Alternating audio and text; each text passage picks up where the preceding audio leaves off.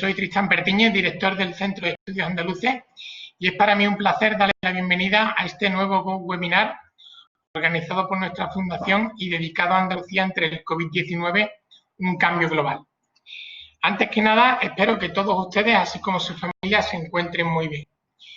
La Fundación Centra es una fundación pública adscrita a la Consejería de Presidencia, Administración Pública e Interior de la Junta de Andalucía y es una entidad de carácter científico y cultural sin ánimo de lucro que tiene como objetivo fundacional el fomento de la investigación científica y la generación de conocimientos sobre la realidad social, económica y cultural. En este sentido, el webinar de hoy, organizado por el Centro de Estudios Andaluces en colaboración con la Cátedra Jean Monnet de Europol, quiero agradecer al profesor Clemente Navarro por coordinar este webinar y a los ponentes que van a participar en él. Los profesores Ángel Zapata, de la Universidad Pablo Olavide de Sevilla, doña Marta Domínguez, de la Universidad Complutense de Madrid, y Agustí Fernández de Losada, de la Universidad Ramon Llull de Barcelona. Buenas tardes a todos. Hasta la fecha se han realizado 6 secciones analizando los siguientes temas. Los retos de la Unión Europea, la crisis sanitaria y el impacto en residencias de ancianos y otros servicios de atención de larga distancia, el ruido y la desinformación, los cambios en el sistema educativo, la conciliación laboral y familiar y la gestión de las emociones.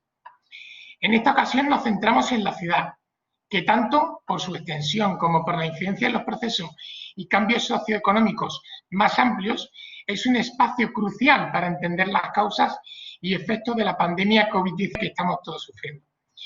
A ello se une que al no ser un fenómeno urbano homogéneo de incidencia de la pandemia y de las posibles actuaciones, requerirán estrategias diferentes. Con este webinar, por tanto, las ciudades antes, durante y después del COVID-19 se pretende dar respuestas a las incertidumbres que en el plano social, económico y político de nuestras ciudades ha traído consigo la crisis sanitaria provocada por esta pandemia.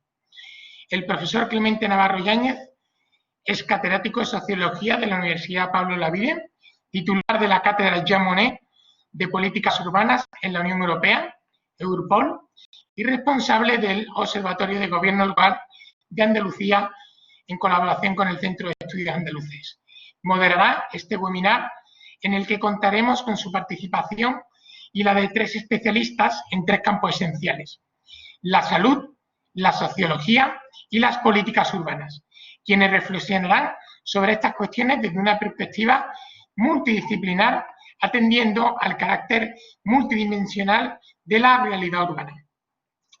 A continuación, le paso la palabra al profesor Clemente Navarro para que también nos dé su bienvenida. Por favor, profesor.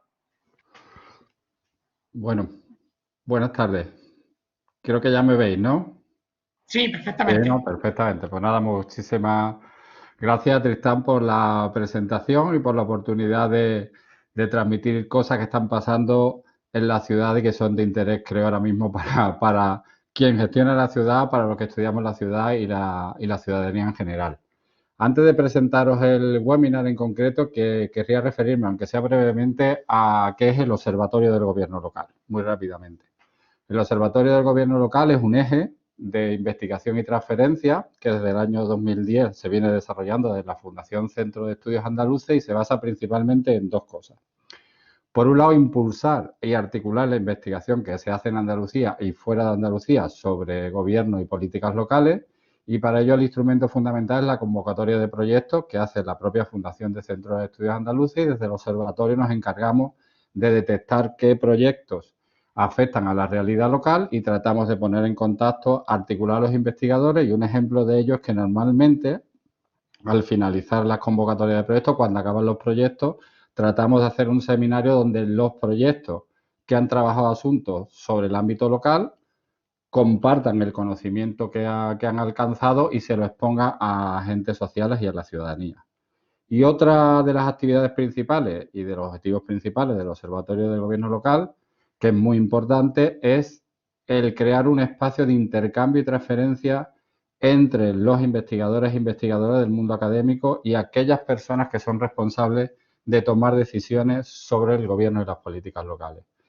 Y un ejemplo de ello, el instrumento principal, es lo que son los talleres del Observatorio de Gobierno Local, que como decía anteriormente, hace años que se vienen celebrando, que se denominan en general debatir o debate sobre los gobiernos locales, y en lo que intentamos que haya ponentes del mundo académico, ponentes entre los agentes que tienen que tomar decisiones, y algunas veces lo hacemos uniendo las dos visiones y otras veces, como es esta, centramos más la visión en el mundo académico y otras veces desde los propios agentes que toman decisiones. Eso básicamente, muy rápidamente, se podía ser más extenso, pero es el Observatorio del Gobierno Local. De todas formas, a las personas que estéis interesadas podéis entrar en la página web de la Fundación, buscáis en investigación Observatorio del Gobierno Local y veréis todas las actividades, los talleres que se hacen. Porque, por ejemplo, después de cada taller, los ponentes nos elaboran una versión resumida y en un tono divulgativo de sus presentaciones y se publican unos pequeños informes. Y ahí de todos los seminarios y talleres que se han celebrado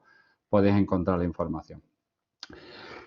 Esto supone que el Observatorio de Gobierno Local, creo, no sé si me correspondería a mí decirlo, pero creo que realiza una función muy importante en el diálogo necesario entre la reflexión académica y la toma de decisiones. Y en ese contexto, desde hace unos meses, en la Universidad Pablo de la Vida desarrollamos un proyecto financiado por la Comisión Europea, que es la Cátedra Jean Monnet de Políticas Urbanas.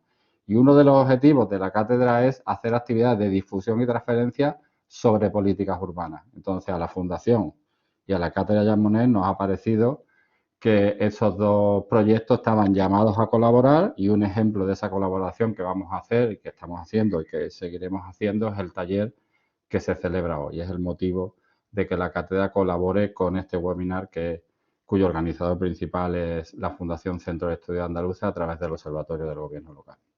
Después de tratar de contextualizar dónde se sitúa este webinar, pues voy a contaros muy brevemente de qué va el webinar. Mirad, en el último informe sobre el estado de las ciudades en la Unión Europea, la Comisión Europea identifica una cuestión que quizá haya sido de conocimiento por parte de los académicos, pero que está tomando mucha relevancia, es el fenómeno que llaman de la paradoja urbana.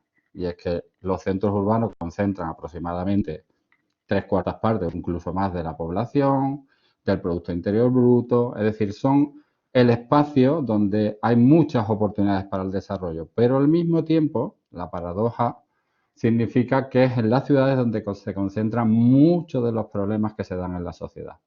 Eso significa que las ciudades son un espacio muy sensible, o el fenómeno urbano en general es un espacio muy sensible. ¿Qué ha pasado cuando desafortunadamente nos hemos enfrentado a la pandemia del COVID-19? Que la incidencia y los efectos que está teniendo esta pandemia en las ciudades están mostrando ese carácter que tienen los espacios urbanos. Y es por eso que desde la Fundación y el Observatorio hemos querido dedicar un webinar a examinar esa especificidad que tiene el fenómeno urbano. ¿Cómo hemos querido hacerlo? Pues planteándonos básicamente 3 preguntas. Y es, ¿qué especificidad tenía el espacio urbano, que ya sabíamos antes, que hace que la incidencia del fenómeno sea especialmente más fuerte o diversa en las ciudades que en otras áreas?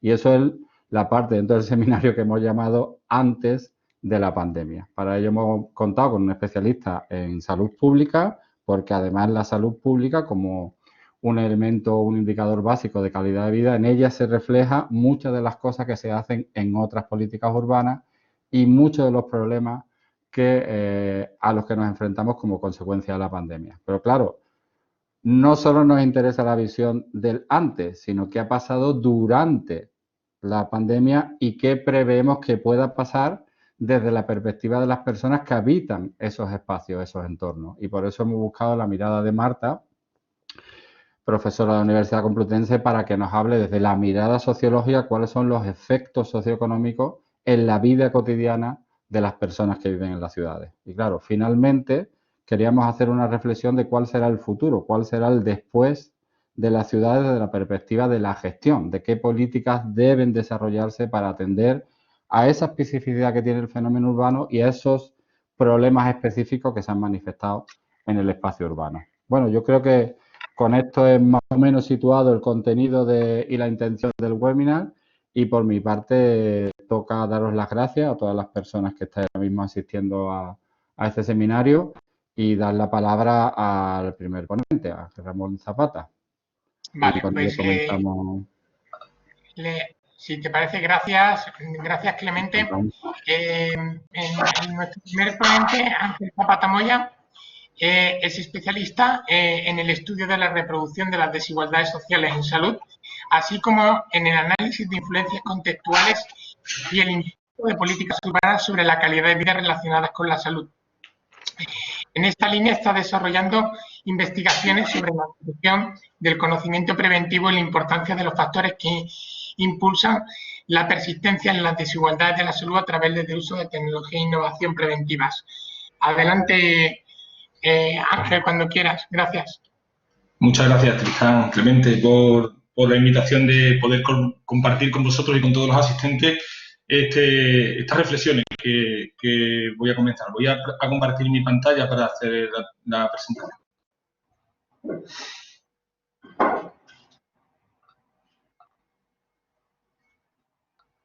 Bueno, ¿se ve la pantalla? Sí, perfectamente. Vale, muchísimas gracias.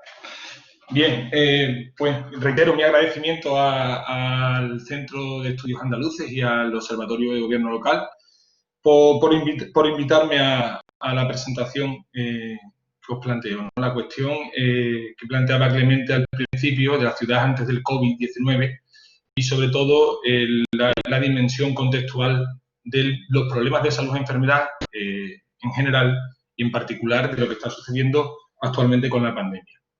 Bien, desde un punto de vista del desarrollo de la disciplina de la salud pública y la epidemiología, podríamos decir, sin temor a que su desarrollo ha estado ligado a lo que ha sucedido en la ciudad desde hace ya muchísimo tiempo. De hecho, lo que veis en la pantalla es un mapa que supuso un hito en el desarrollo de la salud pública y de la epidemiología, y precisamente es un mapa urbano del barrio del Soho de Londres, de 1850, y concretamente John Snow, que era un médico londinense, se planteó el estudio de un brote de cólera en Londres a través de la agrupación de la mortalidad de este brote sin conocer previamente cuál era el mecanismo de transmisión de la enfermedad.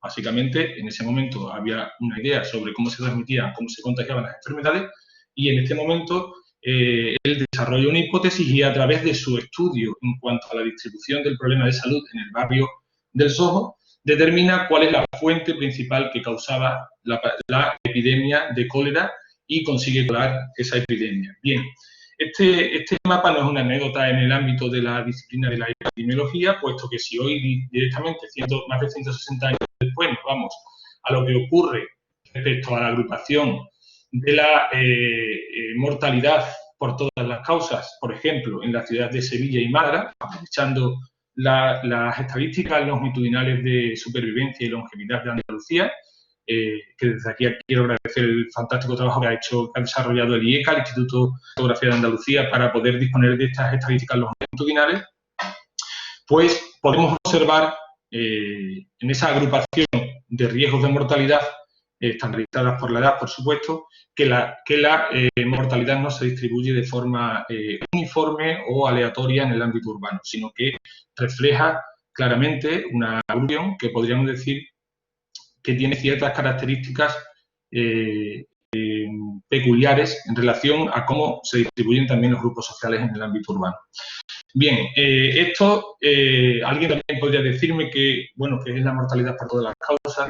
Actualmente no disponemos de datos todavía a este nivel de análisis en el ámbito de lo que está ocurriendo en la pandemia, pero sin embargo, si nos vamos a las enfermedades transmisibles, vemos en la ciudad de Sevilla el patrón que presentaba anteriormente prácticamente se replica. Las zonas rojas significan que hay una mortalidad mayor que la media y las zonas verdes significaría que hay una mortalidad menor de la media, ¿vale? Entonces, básicamente, con esta ilustración quería llamar la atención sobre el hecho de que hablar del contexto urbano es hablar de la ciudad, de la salud en la ciudad es hablar de lo que ocurre en el contexto urbano.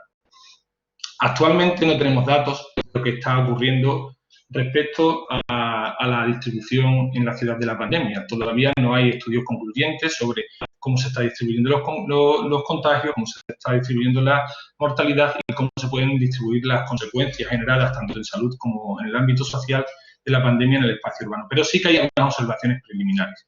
Y esas observaciones preliminares nos indican que no es muy distinto a lo que ya venía ocurriendo con otros problemas de salud. Entonces, desde ese punto de vista, se han hecho algunos estudios en Nueva York, donde se ha relacionado la mayor incidencia de la enfermedad en grupos de minorías étnicas y en ámbitos, en contextos barrios con cierta población socioeconómica. En España también se han llevado a cabo algunas aproximaciones, tanto en Madrid como en Barcelona, que demuestran, al parecer, tendencias similares a las que reflejaban los dos mapas.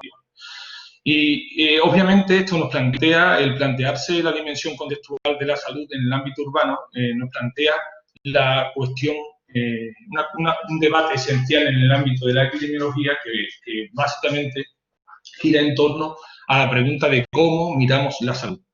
Cómo miramos la salud en relación a la búsqueda de las causas de lo que serían los problemas de salud y su distribución en el territorio. Bien, desde los años 50 en adelante, con la prevalencia de las enfermedades crónicas, la visión que se ha desarrollado a nivel epidemiológico ha sido una visión fundamentalmente centrada en la búsqueda de las múltiples causas que se asocian a determinadas enfermedades, los conocidos como factores de riesgo, ¿no? Esa visión, concretamente, parte de una idea o de un enfoque que trata de analizar lo que ocurre de forma cercana a los individuos. Es decir, la visión, el enfoque de análisis es un enfoque que iría desde la estructura social al individuo, dándose concretamente el análisis de los factores de riesgo en factores de riesgo individuales. Sin embargo, plantearse la perspectiva de qué ocurre actualmente en la pandemia y cuáles son sus posibles influencias contextuales sobre lo que sería la incidencia de la enfermedad o sobre los problemas que puede generar, lleva a centrar el enfoque precisamente hacia otra visión de la salud, hacia una visión de la salud que resalta la importancia del contexto social o de la estructura de oportunidades, concretamente elevando la visión desde lo individual hacia los distintos niveles que se desarrollan, se interponen entre sí, se interrelacionan entre sí de forma jerárquica y donde ocurren procesos que pueden acabar afectando la salud. Concretamente, eso ya lo planteaba a principios de los años 90 Nancy Krieger y otros colegas de epidemiólogos de Estados Unidos, concretamente es el modelo ecosocial que plantea que la incorporación de los elementos y de las influencias sociales a lo largo de la vida acaba manifestándose en la expresión biológica de la enfermedad. Entonces es una visión ciertamente diferente a la visión quizás más extendida sobre los problemas de salud, que básicamente nos plantea o liga directamente al ámbito sanitario o al ámbito de la actuación sobre los factores de riesgo individuales. No es igual, ya decía Rose, no es igual preguntarse sobre las causas de los casos individuales que preguntarse sobre las causas de la incidencia poblacional y de su distribución, en este caso en el territorio urbano. Entonces, para poder abordar esta cuestión hay que centrarse en la visión ecosocial de la salud, que cristaliza, como veis ahí, en el mapa de determinantes sociales de la salud que ya en su día la OMS puso sobre la mesa. Concretamente, cuando planteaba la ponencia y leía el material que había disponible en torno a lo que está ocurriendo con el COVID-19, me acordé de una pregunta que lanzaba un artículo que había leído hace un tiempo. Concretamente, este artículo llegaba a plantearse si la epidemiología era prisionera de lo próximo. Y básicamente la traslado la pregunta o la reflexión en voz alta al análisis de lo que está ocurriendo actualmente. Somos prisioneros de lo próximo. ¿Y qué significa ser prisioneros de lo próximo en el análisis del problema? Concretamente lo podéis ver reflejado en el cubo, en las distintas dimensiones que tiene este cubo, que básicamente plantea si nuestro enfoque es más orientado hacia lo que ocurre a nivel individual o a nivel poblacional, a nivel próximo en cuanto a determinantes sociales de la salud que ocurren cercanos al individuo o distantes en cuanto a determinantes más estructurales, o si nos planteamos también el análisis en el presente de forma estática o nos planteamos la proyección hacia el futuro. Pues básicamente este artículo acababa planteando que la epidemiología de los factores de riesgo era prisionera de lo próximo, es decir, esta jaula que veis aquí en el extremo inferior izquierdo, es la que indicaría el enfoque que impera o que ha imperado hasta el momento en el análisis de los problemas de salud de forma mayoritaria. Con lo cual, nuestra preocupación es sobre los factores de riesgo próximos individuales, pero el desafío es prever los escenarios futuros en relación a las consecuencias para la salud que van a tener y que están teniendo ya los cambios sociales y medioambientales. Y es ahí precisamente donde surge o emerge el contexto urbano como elemento analítico clave que nos puede sacar de esa prisión. Nos puede sacar de abordar la visión de la salud desde otro punto de vista que nos permita romper esa jaula que veis ahí, ¿vale? Entonces, concretamente, disculpad un momento, se ha bloqueado ahora. Desde la visión del contexto y de análisis de la salud desde un punto de vista contextual, obviamente desde el modelo ecosocial se ha abogado por la investigación en este campo y ha sido un área donde ha proliferado muchísima investigación en la influencia que tienen distintos factores del contexto sobre la salud. Pero el riesgo que se corre al respecto es volver a la idea de la enumeración de factores que ocurren a otro nivel de análisis, en este caso a nivel contextual, es decir, cuáles son los recursos existentes en un contexto urbano, cuáles son sus atributos y cómo eso se relaciona con la mayor o menor incidencia de la enfermedad. Bien, eso ha sido la tónica general de desarrollo de este campo de investigación, pero sin embargo nos tenemos que plantear que el contexto, y el contexto urbano en particular, es el reflejo tanto del lugar como de las características de las personas que viven en ese lugar. Y esa relación es recursiva entre sí e influye en la salud y en la enfermedad de forma recursiva. Por tanto, esto nos lleva a pensar que presumiblemente también lo esté haciendo en la situación generada por el COVID-19. La dimensión del contexto más allá del espacio geográfico, planteándolo como lugar, nos lleva al planteamiento o va unido al planteamiento de los estilos de vida colectivos como expresión de las formas compartidas de y de actuar en los entornos urbanos. Y ineludiblemente eso nos lleva a dos dimensiones de análisis. La primera de ellas sería estudiar o focalizar nuestro interés analítico sobre la dimensión cultural del contexto, estudiando las prácticas compartidas que son reforzadas en determinadas áreas de la ciudad, y plantear también el contexto estructural desde un punto de vista de las instituciones locales, sus reglas y su habilidad para distribuir recursos en el escenario de las ciudades. Para no caer en el error de volver a la idea de los factores de riesgo simplemente a otro nivel de análisis, debiéramos abordar la investigación desde ese punto de vista. Concretamente, para ir más allá de lo espacial, planteaba que viésemos dos ejemplos, el intento por mi parte, ante la complejidad de las circunstancias, pido perdón de antemano, de analizarlo desde ese punto de vista. Por ejemplo, si nos basamos en lo que sería en un análisis espacial más pegado a lo que se hace tradicionalmente en la epidemiología social, ese análisis vendría o estaría basado más en indicadores socioeconómicos agregados de áreas geográficas, es decir, focalizando la atención en los recursos disponibles y en sus atributos, para analizar la relación con las tasas de mortalidad y los estilos de vida tradicionales, que no dejan de ser concebidos en esa visión como prácticas de riesgo individuales, como el consumo de alcohol, el ejercicio físico, la obesidad, etcétera, etcétera. El objetivo de esa aproximación sería explicar, en alguna medida, la variabilidad urbana en la incidencia de la enfermedad. Pero, sin embargo, si nos aproximamos al contexto o al estudio del contexto en el ámbito urbano como lugar, en ese caso, esto nos lleva a plantearnos que hay que basarse en el estudio no solamente de los recursos, sino de lo que las personas son capaces de hacer con esos recursos en su día a día. Básicamente nos mueve a la idea de la interacción entre la agencia y la estructura, desde un punto de vista sociológico. ¿Para qué? Para analizar la reproducción de prácticas sociales que están relacionadas con la salud, en su expresión colectiva, concretamente en el entorno urbano. El objetivo de esta visión básicamente sería desentrañar los mecanismos contextuales que pueden estar ligados a la persistencia de las inequidades de salud en la ciudad. Es decir, explicar, no solamente describir en los mapas que hemos visto anteriormente, sino explicar en la lógica de lo que ya hizo John Snow en 1800, a finales del siglo XIX, en donde explicar cuál es el origen de la influencia contextual. En ese caso, si trasladamos estas dos visiones a lo que está ocurriendo actualmente, la primera visión espacial del análisis se quedaría en la enumeración de recursos y espacios que podrían permitir o no el distanciamiento social, por ejemplo, y el cumplimiento de la cuarentena y su relación con las tasas de contagio y mortalidad. Sin embargo, esa numeración de factores que podrían estar detrás de ese cumplimiento del distanciamiento social en los espacios urbanos simplemente sería una mera enumeración. Nos diría muy poco sobre cómo esas circunstancias pueden relacionarse con la enfermedad y sus consecuencias de forma más general, no solamente en el ámbito del COVID-19. Sin embargo, la otra visión, aproximarnos al contexto como lugar, nos llevaría al análisis de las relaciones sociales, las normas comunitarias y los recursos que utiliza la gente en su día a día en relación con la probabilidad, por ejemplo, de ser contagiado o no, y con las consecuencias de la pandemia. Es decir, con las consecuencias que esto puede tener a nivel de salud, a nivel socioeconómico y en otras áreas. En ese sentido, podríamos comprender mejor el cómo.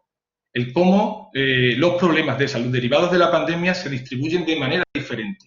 Y sobre todo eso nos permitiría, en la medida en que seamos capaces de conocer los mecanismos contextuales que pueden influir en la situación de forma diferente, desarrollar intervenciones que dependan del contexto. Es decir, que no sean intervenciones generalistas de forma que no contemplen las diferencias en la vulnerabilidad contextual ante la coyuntura. En este sentido, antes de finalizar y de plantear algunos ejemplos que tengo para ilustrar con otros datos previos a los de la pandemia, por supuesto, me quería plantearos la idea de algunos retos ante la situación del COVID-19. El principal reto que, bajo mi punto de vista, surge es un reto relacionado con el enfoque que adoptamos. Es decir, ante esta situación tenemos la oportunidad para consolidar un enfoque ecosocial de la salud o tenemos el riesgo de volver a la epidemiología de los factores de riesgo, es decir, perder la visión ecosocial de la salud. Por supuesto, a nivel personal y a nivel académico, opto por la primera opción, por la consolidación del enfoque ecosocial. Y para ello, para comprender las causas de la incidencia poblacional y su distribución desigual en la ciudad, se requieren algunas cosas. Entre otras, voy a enumerar algunas de ellas que sitúen la discusión posteriormente. La primera de ellas sería el hecho de poder desarrollar una visión integral y social de la salud en las ciudades. Entre otras cosas, para poder hacer eso, aparte de voluntad, por supuesto, se requiere el hecho de disponer de sistemas de vigilancia epidemiológica que incluyan el análisis riguroso de los determinantes sociales de la salud en el ámbito urbano. En segundo lugar, debiéramos considerar el contexto como elemento analítico clave, sobre todo ante la planificación de intervenciones que pretenden mitigar las consecuencias sociales y en la salud de la pandemia, con el objetivo de que si no se contemplan estos elementos contextuales, lo que se puede estar produciendo es de forma diferencial retornos no equitativos en el ámbito del contexto urbano. El tercer punto clave sería el hecho de tener en cuenta la vulnerabilidad y otros procesos contextuales en la distribución de los beneficios de la innovación preventiva. Y llamo la atención sobre esto, porque como todos habréis podido ver en el ámbito de las noticias del día a día, todo el mundo está centrado, con razón, en la búsqueda de soluciones que consigan mitigar la pandemia y los contagios lo antes posible, incluso prevenirlos a partir de una vacuna. Bien, aun produciéndose esa situación, tenemos que tener en cuenta que el elemento de vulnerabilidad implícito en los distintos contextos urbanos puede condicionar el hecho de que se produzcan beneficios equitativos de esa innovación preventiva. Y ahora os mostraré un ejemplo con otros datos. Concretamente, tomar en serio también el análisis de la dimensión colectiva de los estilos de vida relacionados con la salud, mucho más allá de lo que sería el análisis de simples prácticas individuales, olvidándonos de la dimensión contextual y de su expresión colectiva.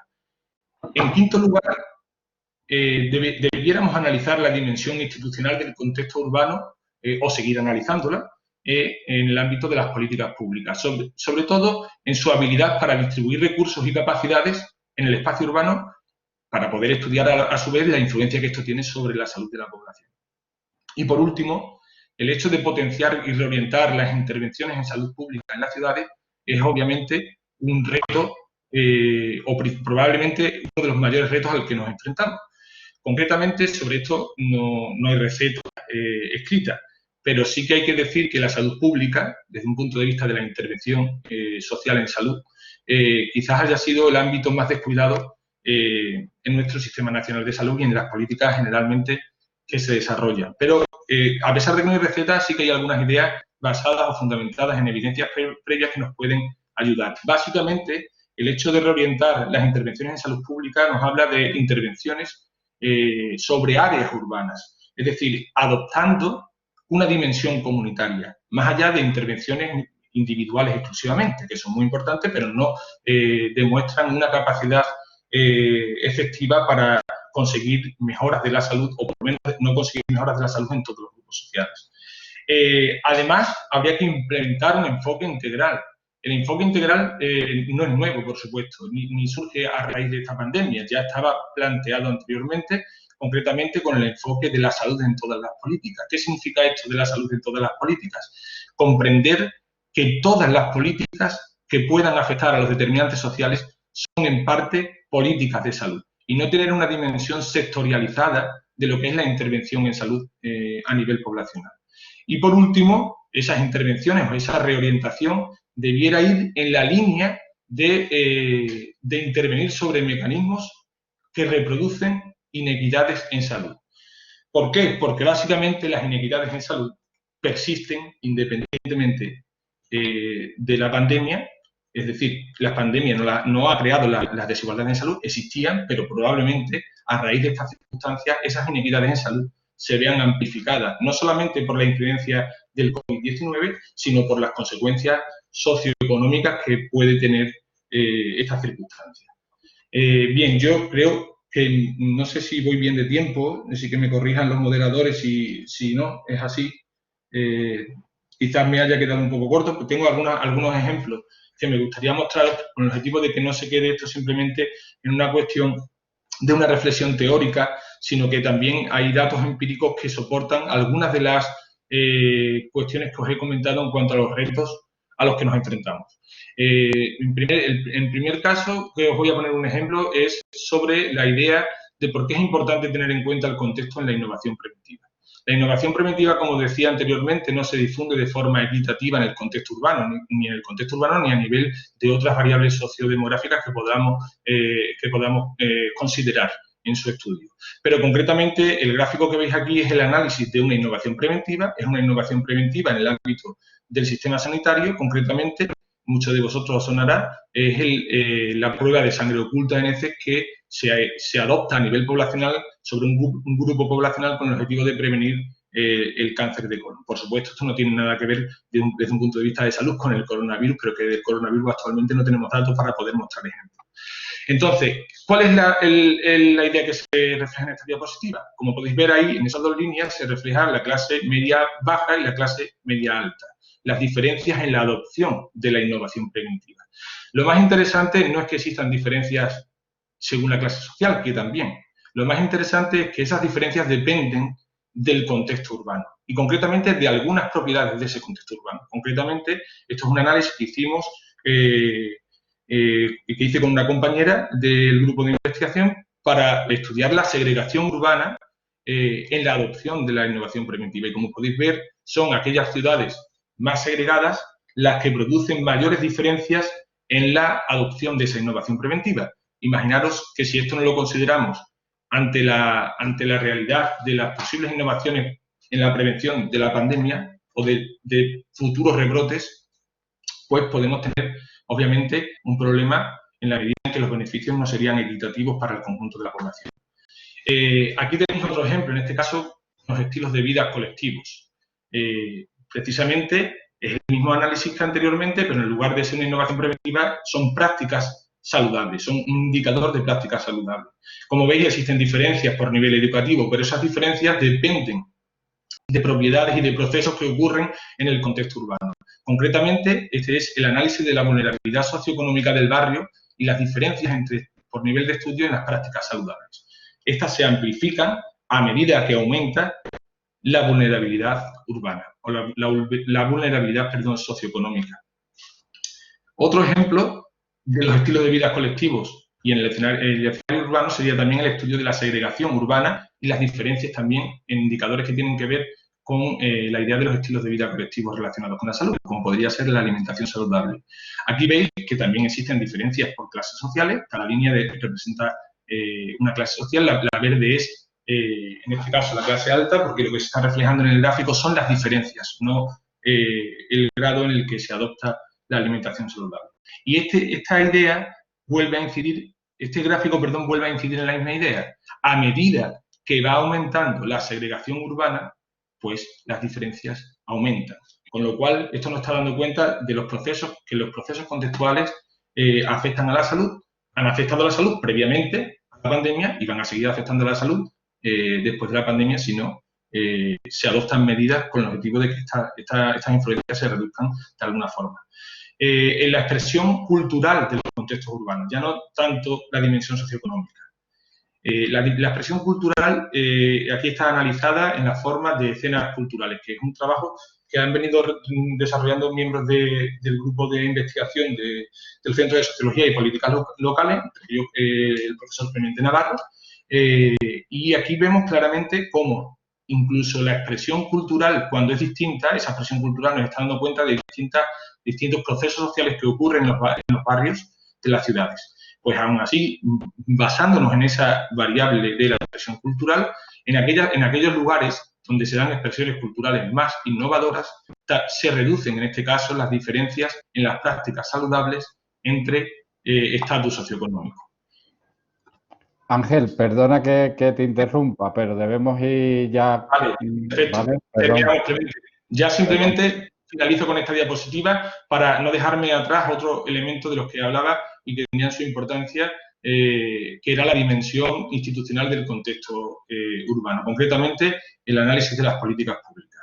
Aquí se ve una tendencia, es un análisis cuasi experimental que se desarrolló en un proyecto de investigación que se llamaba Regeneración Urbana y Cohesión Social en Andalucía, y concretamente evalúa la influencia de las políticas basadas en áreas sobre la mortalidad prevenible. Y como podéis ver, lo hace en distintas áreas, en función de su grado de intervención. La primera veis en una línea más negrita es donde se producían mayor grado de intervención. Bien, básicamente lo que se ve en el gráfico es que se reduce a lo largo del tiempo después de la intervención las diferencias en la mortalidad prevenible en esas áreas que eran concretamente probablemente las que mayor riesgos de mortalidad tenían en Andalucía. ¿Vale? Si de todas formas, como para no consumir más tiempo, después tenéis alguna pregunta, yo estaré encantado de volver aquí y seguir discutiendo sobre la cuestión. Muchísimas gracias. Muy bien, pues muchísimas gracias, Ángel, por tu intervención. A continuación, sin más demora, pasamos la palabra a Marta Domínguez Pérez, que es coordinadora del Comité de Sociología Urbana de la Federación Española de Sociología y profesora de la Universidad Complutense de Madrid. Para la Comunidad de Madrid dirige sendos proyectos sobre vulnerabilidad, participación y ciudadanía y sobre influencia de los cambios en los regímenes de producción y acceso a la vivienda sobre la reestructuración social en las grandes ciudades españolas. Ha colaborado como asesora en varios planos estratégicos de diferentes ciudades. Actualmente es directora de la revista de la Universidad Complutense de Madrid 2017, Sociedad e Infancias, y promotora del nuevo Máster de Políticas Sociales de Infancia y miembro del Grupo de Sociología de la Infancia y de la Adolescencia. Su ponencia versará sobre las ciudades durante el COVID, una mirada sociológica. Profesora, por favor, cuando quieras. Gracias. Sí. Pues muchas gracias. No sé si va todo bien, audio y vídeo, porque no estoy acostumbrada. Pero bueno, a pesar de la pandemia. Perfecto, muy bien. Sí, vale. Ahora compartiré la pantalla. En primer lugar, muchas gracias al Centro de Estudios Andaluces y al Centro de Observatorio de Gobierno Local. Y muchas gracias también por la presentación anterior, porque creo que también introduce algunas de las cosas que, desde mi punto de vista como socióloga urbana, como ciudadana, como persona, como Marta Domínguez, y como esta experiencia que hemos vivido sin precedentes para estas generaciones, creo que puedo compartir una visión un poco distinta, pero y desde otro sitio. Bueno, voy a compartir la pantalla. A ver. Un momento. Compartir pantalla.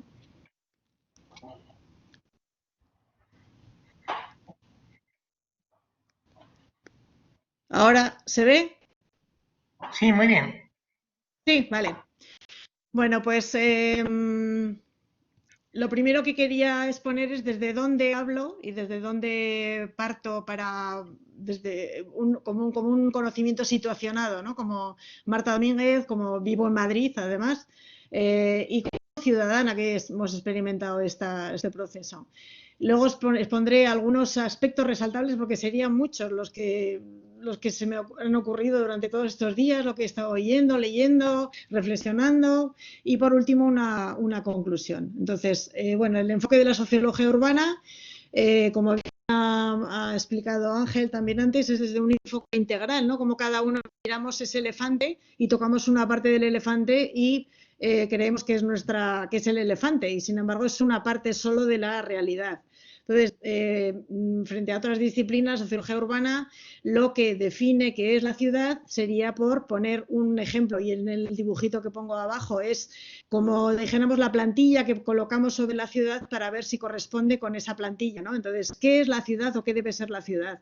Sería aquel espacio urbano que desarrolla y que permite el desarrollo de la autonomía y la calidad de vida para todos los ciudadanos, en un ámbito relacional, que es con gente, con personas, y medioambiental, que tiene en consideración el medio ambiente. Entonces, partiendo de esta definición, que sería esa rejilla que colocamos sobre la ciudad, ¿cómo se aborda esta ciudad del coronavirus? Entonces, me voy a centrar en tres aspectos principales, que sería el de las desigualdades, que ya Ángel ha introducido algunas de las cosas que tenía también, que coincidimos, la parte de comunidad y solidaridad y ese acercamiento al otro como una necesidad del ser ciudadano como relacional, y luego, por último, aquello que tiene que ver con la movilidad alternativa y el teletrabajo. Entonces, aspectos que nos hemos cuestionado y que vemos ahora mismo como otro mundo es posible, ¿no? O sea, que parecía que no era posible, y sin embargo estamos viendo y planteándonos que hay otros mundos posibles. Entonces, en cuanto a las desigualdades y desigualdad socioespacial, lo que ha pasado ahora estas desigualdades ya existían en las ciudades. Lo que hemos visto ahora es cómo se han amplificado, cómo se han exacerbado estas tendencias. Entonces, hay pocos estudios, pero vamos a tirar de la investigación de base. O sea, estos últimos días, pues ya habéis visto, hay muchísimas encuestas, llamadas encuestas, mal llamadas encuestas, muchos sondeos en realidad, que hablan pues de hemos hecho 3.000 y pico, 4.000 y pico, 5.000, 20.000, me da igual, pero no es representativo estadísticamente, con lo cual los porcentajes que se sacan sirven simplemente para legitimar ideologías, para legitimar creencias, y no son estadísticamente representativos. Entonces hay algunas encuestas, pocas, que se han hecho en estos días, porque, como digo, pues es muy reciente, o sea, en 2 meses pues no da tiempo a elaborar todo eso y a hacer todo un proceso, y se ha podido sacar algún dato. Entonces, pero si no, tiramos de la investigación de base, que lleva tiempo estudiando todo esto.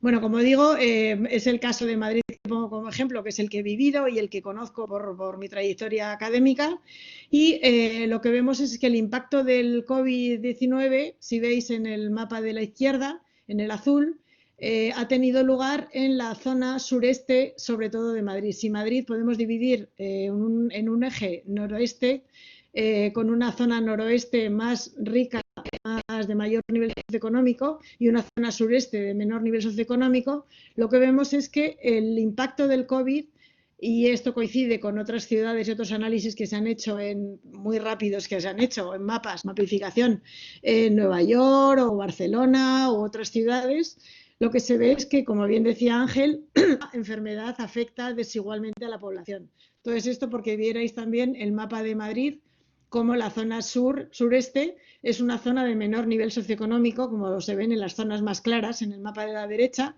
en las zonas verdes claritas. Entonces, el impacto del coronavirus ha tenido mayor incidencia en aquellas zonas de menor nivel socioeconómico. Este también compara los estudios que venimos haciendo en el grupo en GISMAD, un estudio que hemos tenido, Bupaci, ahora seguimos con un nacional y ahora vamos a seguir con otro, con el estudio de las redes sociales y de apoyo para salvar la situación ante la vulnerabilidad. Y lo que vemos también es cómo este COVID del mapa de la izquierda tiene mayor incidencia en estas zonas socioresidenciales que según nuestros indicadores de clase social, residencial, etcétera, que no voy a entrar en la elaboración, pero con índices sintéticos elaborados, se ve que es la zona sureste, en la zona está en colores cálidos, donde tiene más incidencia. Entonces hay una coincidencia entre ambos. Como bien decía Ángel también, en los estudios epidemiológicos lo que vienen a hablar es sobre lo mismo. Yo había visto referencias, trabajamos también, coincidimos con un grupo de Madrid, el grupo HHH, con Manuel Franco, y a través de ellos pues hemos accedido también a otras epidemiólogos. Por ejemplo, DJ Rose tiene un vídeo estupendo donde habla del impacto de la enfermedad a través del estrés. Entonces, cómo hay las clases medias bajas, las mujeres, hay determinados colectivos que viven con mucho más estrés todas estas situaciones y son más vulnerables al impacto de la enfermedad. Entonces, como a través de lo social, lo estructural, hay un efecto mediado sobre la vulnerabilidad que hace que se impacte más sobre unos colectivos que otros. En Cataluña ha habido un estudio sobre desigualdades socioeconómicas un poco más serio también y, como digo, hay, pero todavía hay no muchas cosas. Entonces, ¿qué características? Lo que sí se ve en todo este proceso de la ciudad del coronavirus es que hay una polaridad de situaciones.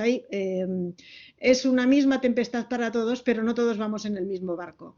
Entonces, hay gente que vive pues, en estas zonas del sur de Madrid o en el sur de las ciudades o de otras ciudades, hacinados, compartiendo espacios en viviendas más degradadas, con menos metros, con menores condiciones y peores condiciones, sin luz, sin ventanas, sin exterior, y sin embargo ha habido gente que ha pasado el coronavirus en ámbitos mucho más cómodos, más dignos, con terrazas, con acceso, ya no digamos el medio rural, pero como ha habido muchas diferencias entre unos y otros, y eso afecta de determinada forma al impacto de la enfermedad. Como también ha habido colectivos que han tenido que utilizar el transporte público porque era o susto o miedo, era o morirse de hambre porque no podían trabajar o morirse por el virus. Entonces optan también por decir, bueno, lo que tengo que hacer es ir a trabajar. Entonces, como por ejemplo las zonas sur de Madrid, era la zona que más usa el transporte público y esa población ha sido la más impactada por toda esta enfermedad, la pandemia. Y sin embargo ha habido colectivos que tienen más acceso al teletrabajo, al transporte privado, y esa es la zona noroeste con mayor incidencia de teletrabajo y donde ha sido menor la incidencia del coronavirus. Al mismo tiempo tenemos también otro eje que sería el de los cuidados y la desigualdad entre el trabajo, como hay gente que ha podido teletrabajar y hay otros que se han visto obligados a trabajar en sectores en contacto con todos estos, con los enfermos, con más riesgo. Entonces, la alimentación, los cuidados, la limpieza, servicios, que además son ocupados por mujeres en su mayor parte. Entonces, como hay una mayor vulnerabilidad entre las mujeres, se ha visto por estudios también que tienen mayor vulnerabilidad a la enfermedad, pero menor mortalidad. Entonces, como a pesar de que les afecta más la enfermedad y lo han pasado, la mortalidad afecta mucho más a los hombres. Aquí, por traer la diferencia entre la vivienda para unos y para otros, lo que quería traer es simplemente las tendencias que ha habido en los años anteriores del acceso a la vivienda. Entonces, como no es lo mismo vivir con una hipoteca o con un alquiler, y cómo los desahucios, por ejemplo, por alquiler han ido creciendo en los últimos años. Esto es lo que teníamos de antes. Y ahora, pues mucha gente que se ve sin poder pagar el alquiler, con falta de ingresos, con vulnerabilidad, con hacinamiento, y cómo eso es muy distinto para otros colectivos que han vivido toda esta pandemia pues de una forma mucho más tranquila y más pacífica. Y riéndose o hablando de otras cosas y reflexionando y viviendo otra realidad muy distinta.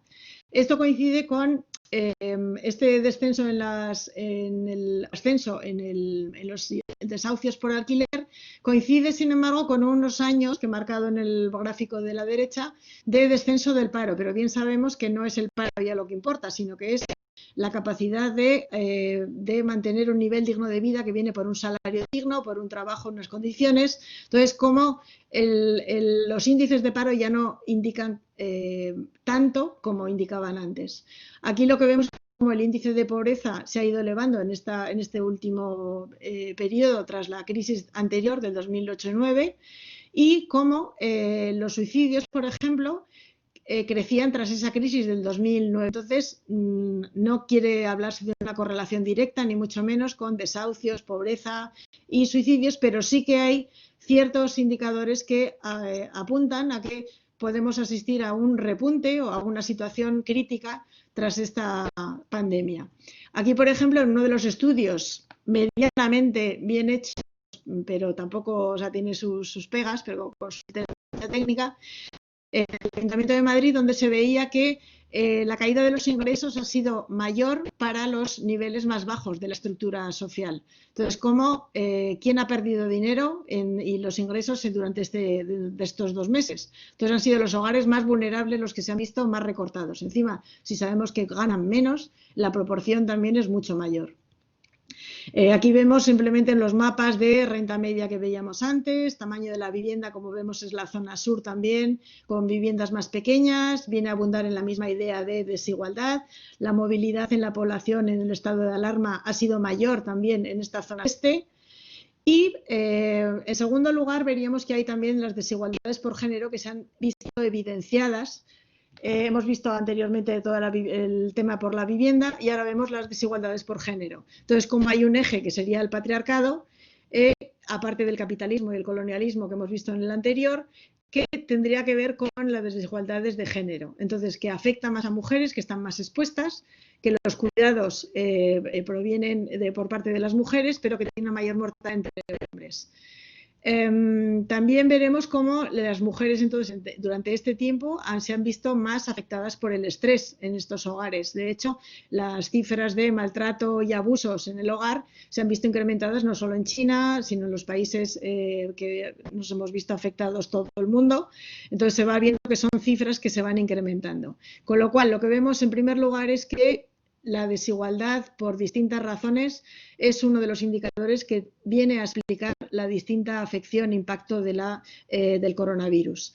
En segundo lugar, lo que quería resaltar es ese ser relacional, esa necesidad de solidaridad, esa exaltación del contacto versus el individualismo que también prevalece en la sociedad y que es lo que veníamos y venimos viendo en épocas precedentes con ese auge neoliberal.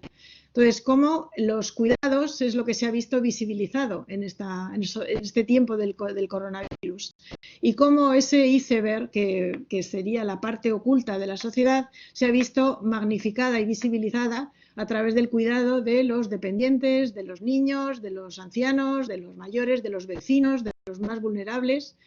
Y hemos visto iniciativas de todo tipo que ha organizado en la comunidad, pues desde escucha terapéutica hasta llevar a la compra a los vecinos, ayudar con compras solidarias, ayudar con ropa a los homeless. Cómo ha habido un volcado con iniciativas. Hay una web que están organizando todas las iniciativas a nivel mundial y de momento no sé si ha sido porque has nacido en el ámbito español, pero las de Sudamérica y España son las más numerosas, pero me imagino que habrá que esperar a ver. Pero bueno, todas estas iniciativas lo que vienen a revalorizar es el valor del barrio, de la proximidad y de la ciudad de los 15 minutos. O sea, cómo nos hemos dado cuenta cómo otro mundo era posible y que estamos circundando todo el ámbito más inmediato, cómo conocemos a los vecinos en esos aplausos, cómo hemos descubierto que hay gente que se ofrece, cómo podemos ayudar, cómo nos ayudan. Es decir, un intercambio entre varias ayudas. Entonces, lo que se ha visto es cómo la comunidad sería el ámbito que se ha visto evidenciado que es vital frente a una inutilidad o una inasistencia y insuficiencia del mercado, y cómo el Estado también, lo que al final se ha visto es que era insuficiente con estos medios que teníamos sanitarios, que eran insuficientes para soportar esta pandemia, y cómo se ha revalorizado y se revaloriza el valor de lo público. En síntesis, bueno, según un estudio que llevamos haciendo en el grupo durante varios Bupaci, Conviv y Comures, que seguimos ahora, lo que vemos es cómo las estrategias de la población para salvar la dificultad, la vulnerabilidad, se organizan en torno al barrio, se organizan en torno a los cuidados y las redes locales de apoyo. Entonces, son las estrategias que se organizan en las que las mujeres tienen un papel muy relevante. Entonces, toda la cuestión de género. Y cómo el valor de lo público se ha puesto en valor y viene algo a quedarse. En tercer lugar, quería destacar la movilidad y el teletrabajo que se han puesto en evidencia también, que de repente hemos visto ciudades con calles vacías, el teletrabajo para algunos sectores de la población, cómo no era lo mismo para unos que para otros tenían que salir de casa a trabajar y otros han dejado de salir más tarde, con lo cual se han ido contaminando mucho más a prisa al principio. Y lo que vemos en este gráfico es la movilidad de la población en España al principio, en noviembre, el gráfico más alto, y cómo se ha visto disminuida la movilidad a través del análisis de los teléfonos móviles durante esta etapa del confinamiento. Hemos visto en Madrid, por ejemplo, era llamativo el cielo azul, que se veía la sierra sin contaminación, y cómo se ha visto también un uso mayoritario de bicicletas, la peatonalización de la calle, el valor de la calle, el valor de lo público, el valor del espacio público. El teletrabajo, sin embargo, como hemos dicho, afecta a unos sectores más que a otros. Y aquí lo que vemos es que a más nivel de renta, más distribución, más incidencia del teletrabajo. En un estudio que hemos hecho también sobre la Smart City y la vulnerabilidad, lo que vemos también es cómo esta zona sur, es el primer gráfico de la izquierda, es el nivel de estudios primarios, cómo se concentra en la zona sureste, y en el uso de Internet, la población sin Internet se concentra también en esta zona sureste. Entonces, cómo este teletrabajo, este acceso a las nuevas tecnologías, a la cultura y todas las cosas que hemos podido hacer, probablemente los que estemos ahora en esta charla, no estaban al acceso de cualquiera ni al acceso de la mayor parte de la población. Durante todo este tiempo, lo que se ha visto es una revalorización del espacio público en la ciudad, del barrio, de la ciudad de 15 minutos, como la proximidad nos ha atraído y nos ha arraigado en el territorio esta quietud, y cómo nos hemos planteado, por ejemplo, el reacondicionamiento de viviendas en algunos sectores, ¿no? También es el derecho a la vivienda para otros que no tenían vivienda donde quedarse. Entonces, se ha evidenciado los homeless, por ejemplo, ¿qué hacen mientras estamos en casa? Todo este reacondicionamiento de las viviendas, y ahora probablemente, pues como decía una compañera ayer, las viviendas exteriores con terraza más grandes, pues serán todavía más valorizadas en el mercado que otras. También se ha cuestionado qué pasa con lo rural, si de repente parece que todo el mundo se va a ir a vivir al campo. Yo sospecho que no, y me parece difícil porque no hay un acceso tan accesible a los centros de salud, la calidad de vida, el acceso a la cultura, que también está muy valorizado, es mucho menor, requiere un mayor uso del vehículo privado en el ámbito rural. Entonces sospecho, y luego no es tan fácil cambiarse de vivienda, ya que tenemos un sistema de propiedad de vivienda. Las necesidades de transporte también yo creo que sí se van a ver revalorizadas, y que como formas alternativas da más miedo utilizar el transporte público. Y de hecho, creo que ahora estos días, por ejemplo en Madrid, que se ve cómo va volviendo la gente a la actividad, hay un índice de contaminación que se va incrementando, más se va a ver, con lo cual creo que incluso llegaremos a niveles más altos que en la época anterior. Y luego, sin embargo, se potencian formas alternativas como la peatonalización o la bicicleta. Bueno, y como conclusión de todo esto, estas pinceladas que he dado, pues, de la desigualdad, género y movilidad sobre todo, lo que creo es que todo esto lo viene a evidenciar un paradigma del sistema capitalista, de una sociedad de consumo y un modelo económico que es el que viene primado por toda esa sociedad neoliberal, y que lo que está favoreciendo es la incidencia de las desigualdades, la evidenciación de desigualdad. Y al mismo tiempo, cómo no respeta el medio ambiente, y que existe la biodiversidad, por ejemplo, que es algo que parece que está en el origen del coronavirus, y cómo antes de la crisis, si recordamos, había muchos movimientos sociales en varios países que deberíamos recordar, a ver si probablemente se retomen con mayor virulencia en esta época posterior. Para algunos sectores, sin embargo, pero puede ser una época de reflexión, de cuestionamiento, de interiorización, donde pues, algunos sectores han pasado todo esto en una reflexión y una crítica del sistema neoliberal anterior. Pero para otros ha sido una etapa de evasión y evitación, pues viendo series, bebiendo, han incrementado los índices de alcohol, haciendo deporte, moviéndose frenéticamente, porque había gente que no hacía deporte antes y ha salido ahora, riéndose con toda esa evitación del dolor y del miedo, ¿no? tan impresionante de un virus que no sabemos de dónde viene, comprando cosas. O sea, como ha habido dos estilos de vida polarizados que hablan de ese neoliberalismo retroalimentado o bien de una crítica hacia todo ese sistema. También han surgido iniciativas como la Internacional Progresista que cuestiona todo este sistema neoliberal, pero yo creo que todo esto parte y va en la línea de necesitar un cambio de sistema de valores y de educación, que me imagino que va a ser difícil y que requiere de muchos cambios. Entonces, en resumen, la desigualdad sería lo que se ha evidenciado y hay una prevista intensa conflictividad social con dos modelos en tensión, un cuestionamiento de la movilidad y en favor del teletrabajo, que puede ser utilizado para muchas cosas, pero también tiene sus limitaciones, y la evidenciación, y yo creo que ahí ese es el optimismo más que tengo más arraigado ahora, en cuanto a los valores de la comunidad y de lo público, que creo que son algo que se ha puesto en evidencia y que viene a revalorizarse, igual que el del cuestionamiento para ciertos sectores más radicalmente de la sociedad de consumo. Al mismo tiempo también ha habido una reafirmación de esos valores en estos extremos, con lo cual creo que asistiremos a una tensión social en estos próximos meses bastante elevada. Y como los tres ejes de capitalismo, colonialismo y patriarcado serían lo que, como dice Boaventura, serían lo que se ha puesto en entredicho en esta crisis. Y para terminar, pues un chiste del roto que venía ayer, que me parecía, y es mi postura, que es: durante el confinamiento escuché extasiado la voz de Dios, pero cuando acabó volvió la publicidad. Entonces es como un sabor agridulce después de todo esto, con grandes esperanzas, pero viendo que probablemente la cotidianeidad volvamos a lo mismo. Y muchas gracias a todos. Sí. Pues muchísimas gracias, Marta, por tu intervención.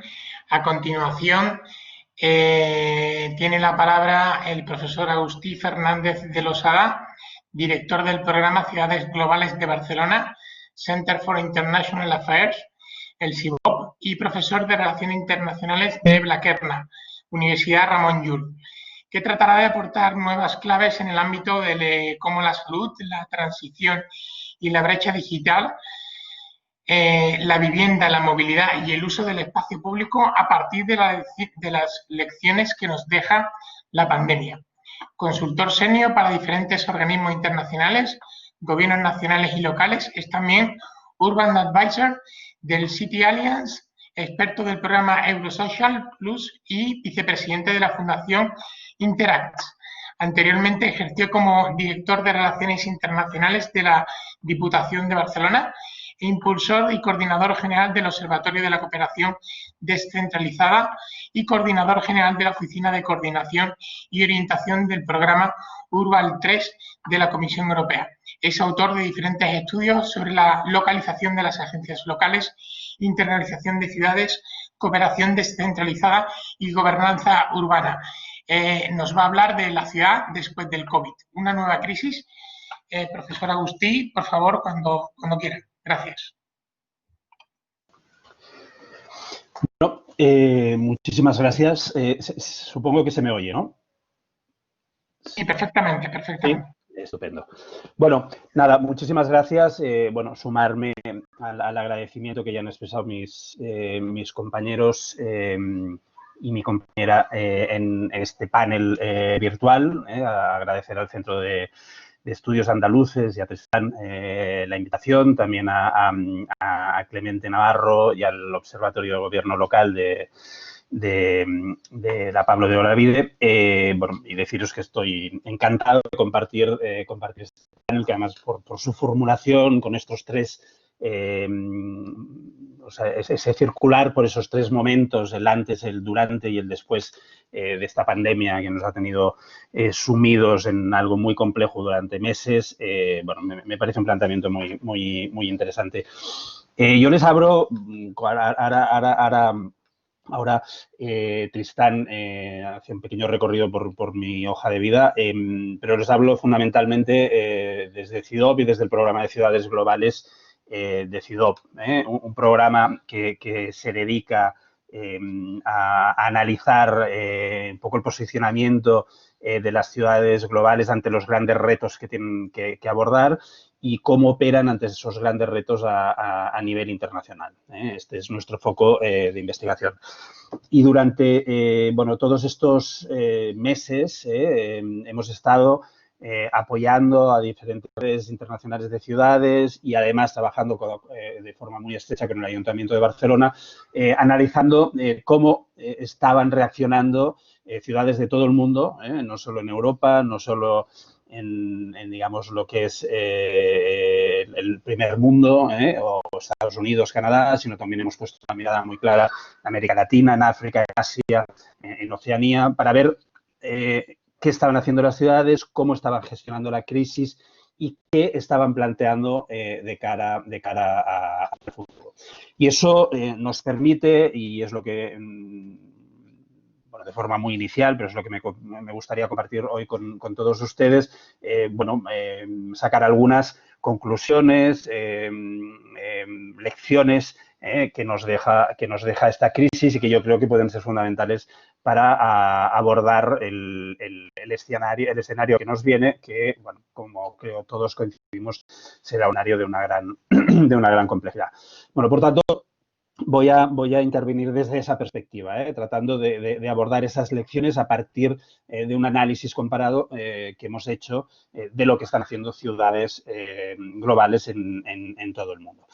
Bueno, yo creo que ha quedado muy claro desde la presentación que han hecho tanto Tristán como Clemente y luego en las dos presentaciones que me han precedido, que estamos ante una crisis que tiene una dimensión urbana clarísima, una dimensión urbana que además se da en un mundo crecientemente urbanizado. Bueno, el planeta se nos urbaniza de forma absolutamente acelerada.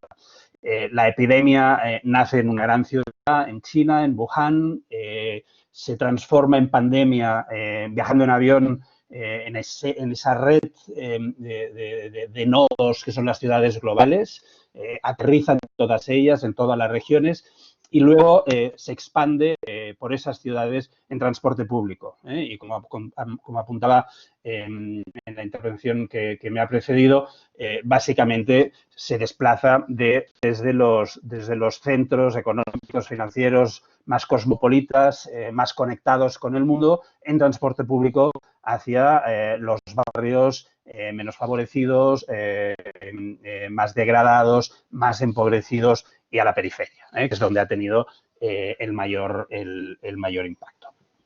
Por tanto, estamos, como les decía, ante una crisis urbana, a pesar de que seguramente en un primer momento los actores que tuvieron mayor visibilidad fueron los gobiernos nacionales o han sido los gobiernos nacionales, son los que han decretado prácticamente en todas partes pues, los confinamientos, los que han decretado los paros de toda actividad, los que han cerrado fronteras, los que están manejando la respuesta macroeconómica, son los que han tenido mayor visibilidad.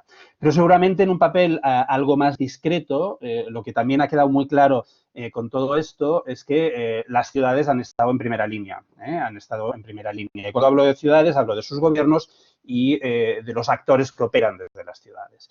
Han estado en primera línea ofreciendo respuesta, asegurando la prestación de servicios básicos, como la movilidad, la gestión de los residuos, etcétera, dando apoyo a los más vulnerables, tratando de sostener las economías locales. Por tanto, han jugado un rol fundamental que poco a poco les ha ido dando notoriedad y está provocando que todos nosotros estemos pensando en cómo lo han hecho. Y las ciudades serán clave también en el proceso de reset, de recuperación, de construcción de lo que nos viene y de gestión de este nuevo escenario que nos viene a medida que la crisis de salud global vaya evolucionando. Por tanto, una primera conclusión, las ciudades han jugado un papel fundamental en la gestión de la crisis y deberán jugar un papel fundamental en la gestión de los nuevos escenarios. La segunda gran conclusión es que, y ahí, bueno, no sé si voy a ser un poco provocador, pero seguramente, o no sé si voy a encontrar coincidencias con todos los asistentes, pero seguramente, a partir de la información de la que disponemos, los países más descentralizados han sido los que han tenido mayor capacidad o los que han sido más eficientes en la gestión de la crisis. Si pensamos en países como Alemania, como Austria, como Canadá, como Argentina, incluso países como Estados Unidos, Brasil o India, muy descentralizados con presidentes negacionistas, la descentralización ha servido de cortafuegos. Y han sido las propias ciudades o los que han decretado las medidas para mitigar el impacto de la crisis. Y estas realidades, estas experiencias, las de Alemania, las de Canadá, las de Argentina, las podemos contraponer con modelos mucho más centralizados como el británico o como el francés, donde bueno, pues las medidas que se han tomado eran igualmente válidas para Londres como para los condados del norte de Inglaterra, fronterizos rurales, fronterizos con Escocia. ¿Vale? Y un poco lo que nos ha pasado en España es que somos un país efectivamente descentralizado, pero ha habido un cierto proceso muy discutido de recentralización. Por tanto, es relevante esta idea de que la descentralización ha contribuido a gestionar de manera más eficiente la crisis y contribuirá a gestionar de manera más eficiente, desde mi punto de vista, el proceso de recuperación. Esto nos lleva a plantear la necesidad de reforzar las capacidades de los gobiernos de las ciudades, de los gobiernos locales, yo incluiría aquí también los regionales, para operar, reforzar sus capacidades operativas, institucionales, su financiación, para hacer frente a la realidad, a la complejidad del escenario que nos viene y para que sean capaces de ofrecer respuestas en forma de política pública eficientes. Si analizamos la capacidad de operar ciudades como Viena, como Berlín, como Hamburgo, que disponen, por ejemplo, de bancos de la ciudad de inversión y garantía, a través de los cuales están operando en los procesos de recuperación, inyectando recursos en la economía local. Ante esas capacidades o ciudades que tienen capacidad de intervenir en mercados tan sensibles para la ciudad como puede ser el de la vivienda, bueno, contraponemos esa realidad con las ciudades para todo tienen que pedir permiso a su gobierno nacional y que tienen recursos muy limitados, pues bueno, estamos ante escenarios muy diferentes y con capacidad de respuesta muy diferente. En España, la falta de financiación es clara. Estamos, seguramente Clemente esto lo sabe mucho mejor que yo, estamos en una capacidad, los gobiernos locales tienen una capacidad de participar en el gasto público que no se ha movido prácticamente desde los años 70, desde el final de los 70, desde la recuperación de la democracia. Y con un marco normativo, con leyes como la de la estabilidad presupuestaria o ARSAL, que están dificultando en gran medida la capacidad de intervención de las ciudades para abordar la realidad que tienen que gestionar. La economía de las ciudades seguramente en el sector público en España es de las más saneadas, pero no pueden utilizar libremente, por ejemplo, su superávit. No se pueden endeudar. Y para todo, el esquema nos lleva a la necesidad de pasar por el gobierno nacional en un marco jerárquico. ¿Vale? Por tanto, la idea de la necesidad de reforzar las capacidades y la capacidad de intervenir de los gobiernos locales me parece clave. En este contexto, también me parece muy relevante todo el tema de la gobernanza colaborativa, es decir, cómo colaboran los diferentes operadores que tienen que dar respuesta a la crisis para hacer que esa respuesta sea más eficiente. En este sentido, vuelvo a lo mismo. Los países que han sido capaces de abordar marcos de gobernanza multinivel entre las diferentes esferas de gobierno, con sistemas de coordinación claros y eficientes, con marcos de claridad competencial donde cada uno sabe bien lo que tiene que hacer y trabajando en una lógica jerárquica, pero de lealtad institucional, han avanzado mucho más que los que no han sido capaces de ir en esa lógica de cooperación, o de los que no tienen los recursos o los mecanismos para ello. También me parece fundamental, y ahí tanto en la gestión de la pandemia como en lo que nos va a venir, de la articulación entre la ciudad, el gobierno de la ciudad y los actores que operan en la ciudad. Cómo se construyen alianzas entre el gobierno de la ciudad y la sociedad civil, cómo se construyen alianzas con la academia, con los centros de investigación, con el sector privado. La pandemia nos deja en España experiencias muy interesantes, experiencias, por ejemplo, como la de los makers, donde voluntarios han cedido diseños para que a través de la fabricación 3D se produjera material de protección.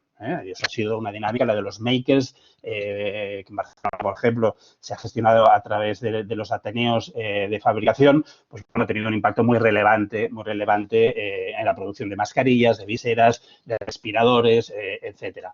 O, por ejemplo, las redes de solidaridad que se han generado. El otro día El Salto mostraba un mapa del incremento de las propuestas de apoyo mutuo y de solidaridad que se han dado en todas las ciudades de España. Ha habido un movimiento de apoyo a los más vulnerables fantástico. O el vínculo que se está dando entre ciudad y ciencia para fomentar proyectos de investigación. Por tanto, la articulación del gobierno de la ciudad con los actores que operan en ella también me parece una forma de colaboración y de cooperación que ha sido clave en la pandemia y que deberá ser clave en el proceso de recuperación. Y luego, el tema del municipalismo internacional, es decir, ha sido impresionante en un momento en que el multilateralismo clásico, la relación en el marco de Naciones Unidas, hemos visto los problemas de la Unión Europea, el G20 está desaparecido, en un momento en que el multilateralismo clásico o tradicional está en crisis, las ciudades no han parado de operar conjuntamente. No han parado de generar mecanismos para transferirse conocimiento, compartir experiencias, y lo han hecho en esa lógica articular alianzas de forma directa a través de las redes de ciudades que hace décadas tienen constituidas, y esa misma lógica de transferencia de conocimiento, de apoyo y de trabajo compartido será fundamental para el proceso de recuperación.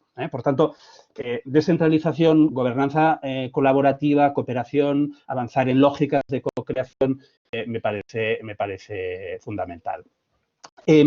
Luego, el tema de repensar la ciudad. Bueno, yo creo que se ha dicho ya en las dos intervenciones precedentes, pero me parece otra de las oportunidades que va a tener mucho que ver con las lecciones que hemos aprendido. Estamos delante de la oportunidad. El COVID nos deja ante la oportunidad de poder repensar la ciudad desde una visión holística, integral, teniendo en cuenta los desafíos económicos, los desafíos sociales, de la emergencia social que ya tenemos instalada, de la transición ecológica, de la necesidad de reforzar los mecanismos de gobernanza, de ser capaces de gobernar en escenarios inciertos y de definir estrategias de resiliencia. La necesidad de distanciarnos socialmente nos obliga a una oportunidad de avanzar hacia ciudades diferentes, una ciudad más saludable, una ciudad, se ha mencionado varias veces el tema que impulsa Carlos Moreno desde París, la ciudad de los 15 minutos. En Barcelona hace tiempo que se trabaja con el tema de las superislas, todos los procesos de peatonalización, de fomento del transporte privado sostenible, por tanto la bicicleta, etcétera, en un contexto en el que no nos podemos permitir una vuelta y un incremento del transporte privado que utiliza combustibles. Por tanto, ahí en la movilidad tendremos un reto apasionante, digamos, para redefinir la ciudad, redefinir el espacio público, abordar el tema de la vivienda. Bueno, yo creo que Marta lo lo ha descrito muy bien, los que nos deja las desigualdades en la vivienda y las oportunidades que tiene, por ejemplo, que tienen las ciudades turísticas como puede ser Barcelona, con todo el parque de vivienda turística o Airbnb que tenemos ahora mismo disponible, vacío, que no está utilizando nadie. El nuevo escenario que nos viene será un escenario marcado claramente por la emergencia social. Ahí volvemos a las lecciones aprendidas.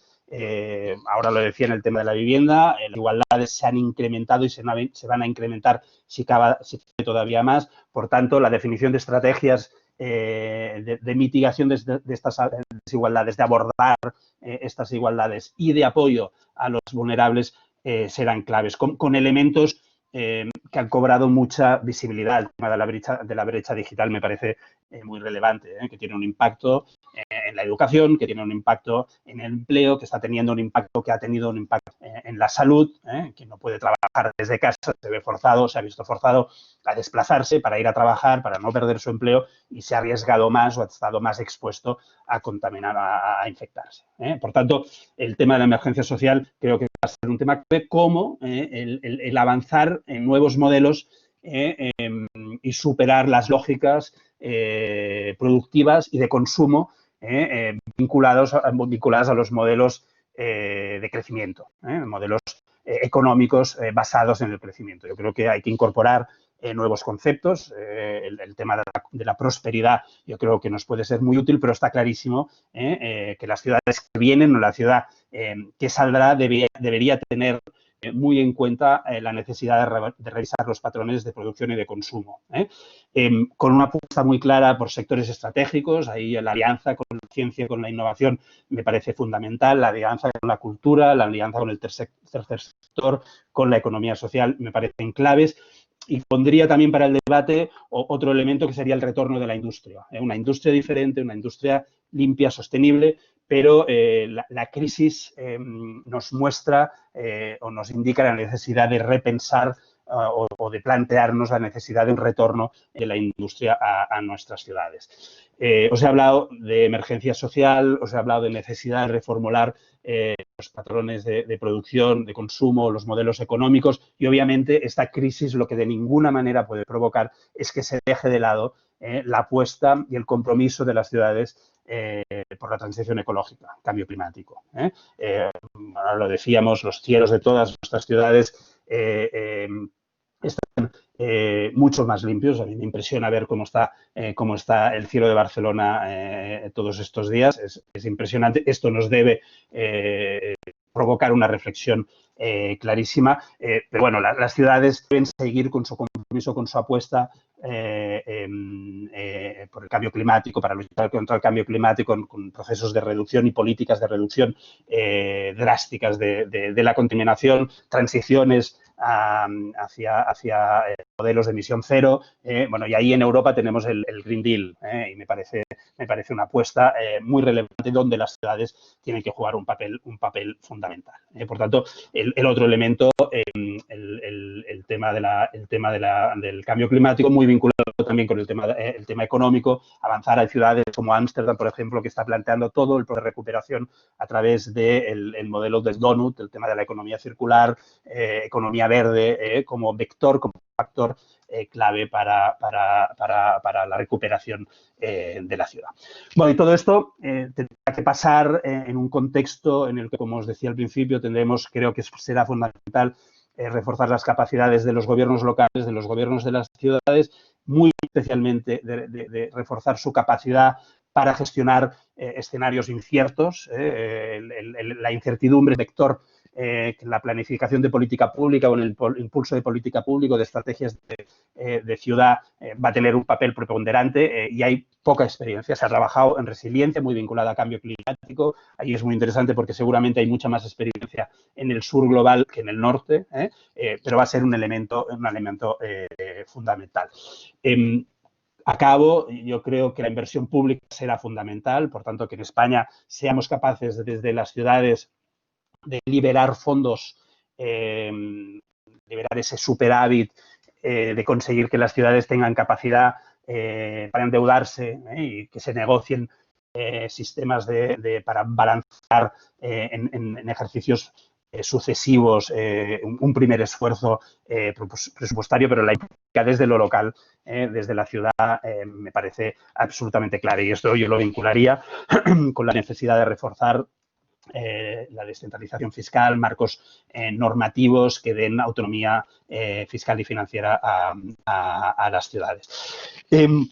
Ciudades de todo el mundo están impulsando procesos de recuperación, o sea, ya estamos saliendo de la crisis, pero ya hace mucho tiempo que muchas ciudades en todo el mundo están definiendo planes para avanzar en esa recuperación. Y desde mi punto de vista lo que será es que esa recuperación se haga teniendo en cuenta todas esas lecciones, todas esas oportunidades que nos brinda o que nos ha brindado esta crisis y seamos capaces de efectivamente repensar la ciudad y repensar en el fondo el mundo en el que vivimos, insisto, siendo capaces de tomar buena nota de todo lo que nos ha pasado.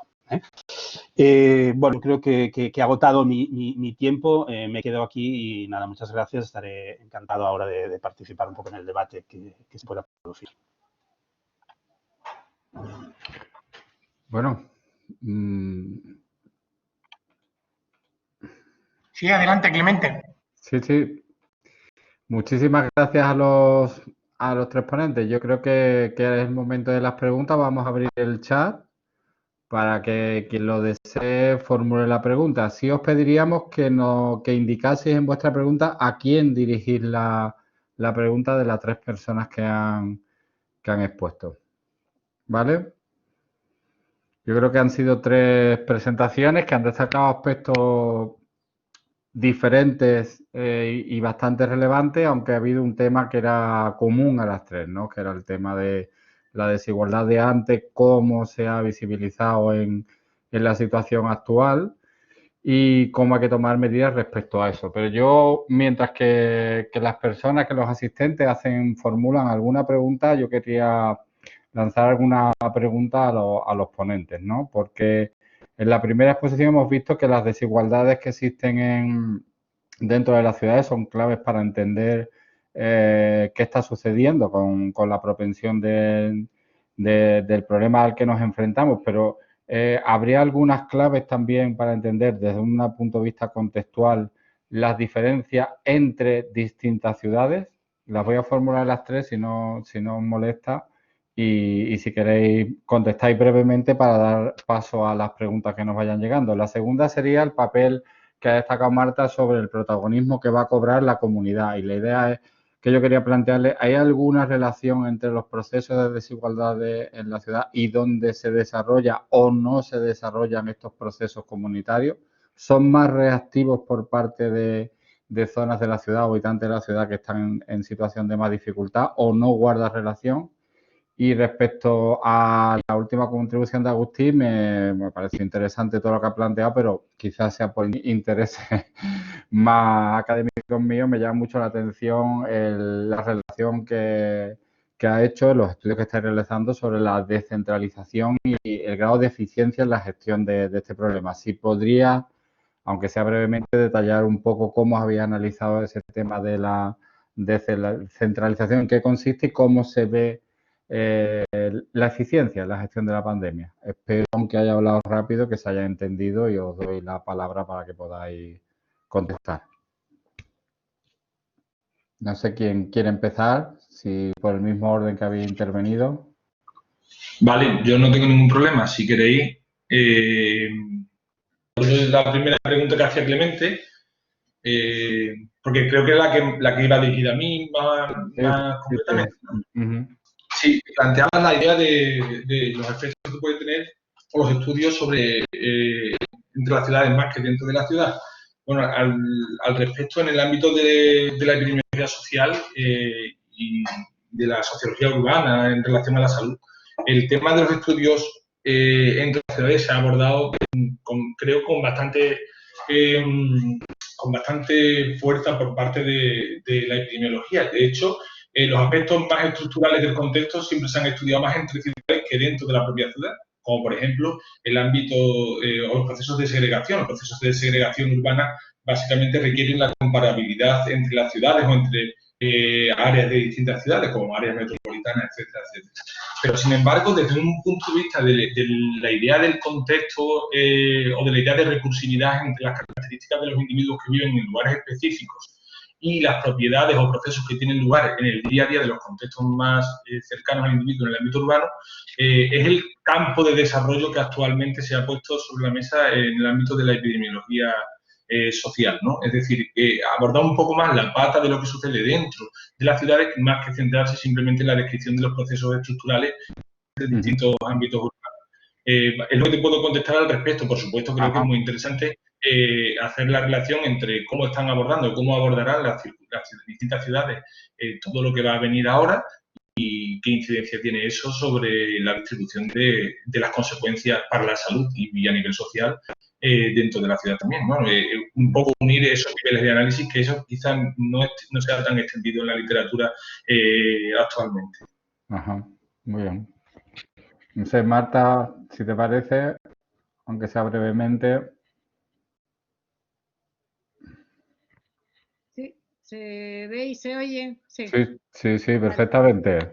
Pues lo que hacías la pregunta es si hay distintas zonas de la ciudad, ¿no?, que tienen más éxito en cuanto a las actividades más de ayuda, de cuidado, etcétera. Entonces, no hemos hecho el estudio ese, o sea, cuantitativamente, pero sí intuitivamente y por lo que vamos viendo por los estudios más cualitativos, lo que sí vemos es que en las zonas más vulnerables hay una mayor recurrencia a lo que son los apoyos y la solidaridad y la recurrencia al contacto con la familia, con los amigos, con los vecinos, etcétera, porque son una estrategia de supervivencia. Entonces, lo que vemos en el estudio de Bupazzi, como en los barrios más vulnerables, estas redes lo que están permitiendo, si bien es verdad que está mediatizado por la permanencia de la población en los espacios. O sea, cuanto más tiempo lleva alguien en un espacio, mejor la calidad del espacio público, más la consolidada las redes. Entonces, sí que hay un mayor cuidado, una mayor predisposición y inclinación hacia el otro. Pero en aquellas zonas con más movilidad de la población, más impersonales, menor espacio público, etcétera, es más difícil. Entonces, barrios estructurados tienen unas redes más fuertes, consolidadas, que aquellos barrios donde hay más inestabilidad de la población. Por ejemplo, en un estudio que hacíamos en el 2003 ya, que ahora estamos a ver si sacamos ya los datos para el siguiente en la Comunidad de Madrid, se veía que la población de clase media, por ejemplo, y clase media baja, se quedaba a vivir cerca de los padres, porque es con quien establecen los intercambios. O sea, los padres no pueden dar dinero, entonces lo que dan son servicios, ayuda, apoyo. Entonces se quedaban cerca de cuando buscaban vivienda. Y sin embargo, la clase media alta se iba a otras zonas de la ciudad, porque lo que los padres al final les daban son dinero. Entonces, pues te ayudo, voy a visitarte de vez en cuando, pero cada uno es muy independiente. Entonces no nos hacemos falta. Y sin embargo, la de clase media baja lo que intercambia son apoyos, redes, los vecinos, etcétera. Entonces, ese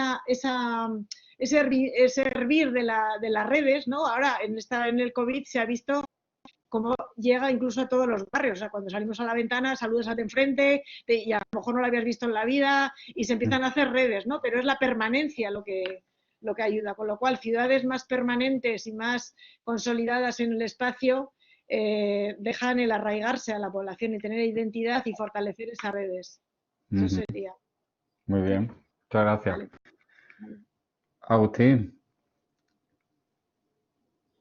Agustín, ¿te parece?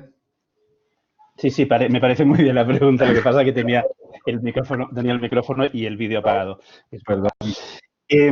Bueno, evidentemente, a ver, nosotros lo que estamos haciendo, como os decía, es analizando diferentes experiencias, tanto en lo que ha sido la gestión de la crisis, de la pandemia, como sobre todo muy orientadas a la gestión de lo que viene, del escenario que viene. Estamos a punto, estamos en plena edición de sacar una publicación en la que analizamos y comparamos, parece que son 13 ciudades de todo el mundo. En Europa está Londres, París, con Carlos Moreno y Philip Rode de la London School of Economics, Viena, Milán, el foco inicial, en Europa, Zurich y Barcelona.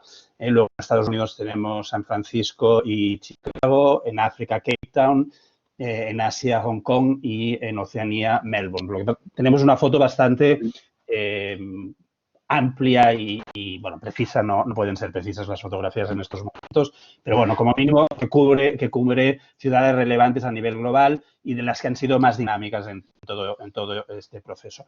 Y esto es uno de los elementos que sale del análisis que nos hacen todos los expertos que han participado haciendo sus artículos desde think tank, desde sus ciudades. Es una de las elementos que sale. Por ejemplo, Philip Rode en su análisis de la realidad de Londres, de alguna manera apunta que la respuesta, digamos, muy articulada desde el gobierno nacional, desde el gobierno central, está provocando que haya una respuesta muy uniforme en todo el contexto británico, o él habla más bien de contexto inglés, con una incapacidad de Londres de definir una respuesta contextualizada a su realidad.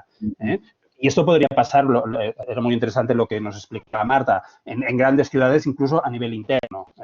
No tiene nada que ver, pues aquí en Barcelona, lo que está pasando en Sarriá San Gervasio con lo que está pasando en Ciudad Meridiana.